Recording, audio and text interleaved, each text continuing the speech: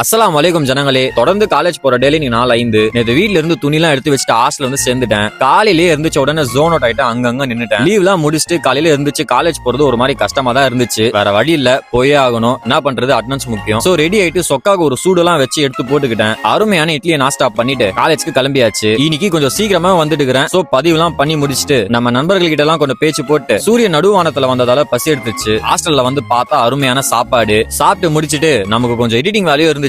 அதையும் அப்படியே பொறுமையா பண்ணி முடிச்சிட்டேன். கொஞ்ச நேரம் ஓய்வு எடுத்துட்டு அப்புறம் நம்ம கோயினஸ்லாம் சும்மா இல்லாம வாபர விளையாட போலான்னு இழுத்துட்டு வந்துட்டாங்க. கிரிக்கெட்லாம் விளையாடி பல மாசம் ஆகுது. சரி விளையாடலான்னு வந்தா ரொம்ப மோசமா தான் ஆடுனேன். நம்ம கோயினஸ்லாம் பால் போட்டுனே இருந்தாங்க, நான் ஆடினே இருந்தேன். சரி முடிச்சிட்டு எஸ் ஆகலான்னு போனா எனக்கு பால் போட்டுன்னு புடிச்சானுங்க. வேற வழி இல்ல, போட்டுதான் ஆகணும். முடிச்சிட்டு ஒரு ஸ்கூல் பையன் சைக்கிள் வச்சிட்டு இருந்தான். அது பார்த்து எனக்கும் சின்ன வயசு ஞாபகம் வந்துருச்சு. சோ அவன் கிட்ட இருந்து புடுங்கி நான் சைக்கிளிங் பண்ணிட்டு இருந்தேன். சாரி கேட்டுதான் வாங்கினேன். அப்புறம் நம்ம சீரியஸ் நம்பர் கிட்ட பேசிட்டு ஒரு காப்பியை போட்டு போய் டேராவை போட்டேன். அப்போதான் தோணுச்சு நான் ஒரு ஒர்க் பண்ணாம விட்டுருக்கேன். அது வேற ஒன்னும் இல்ல, அப்சர்வேஷன் எழுதணும். அது எப்படியும் முடிச்சிட்டு இரவு உணவு நேரம் ஆயிருச்சு. சப்பாத்தி சாப்பிட்டு முடிச்சிட்டேன். அருமையா இருந்துச்சு. அவ்வளவுதான் ஜனங்களே, இன்னைக்கான நாள் இதோட முடிச்சுக்கிறேன். மீண்டும் நாளை சந்திப்போம். டாடா.